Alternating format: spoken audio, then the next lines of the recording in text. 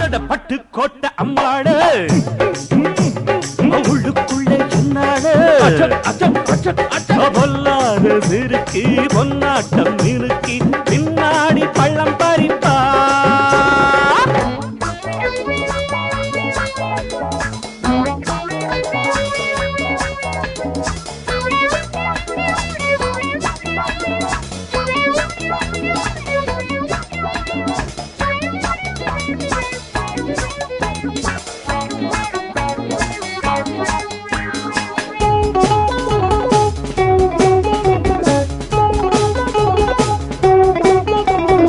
கேடிப்பய நாடகம் போட்டான் சோடி கேடி சம்மதம் கேட்டான் கேடிப்பய நாடகம் போட்டான்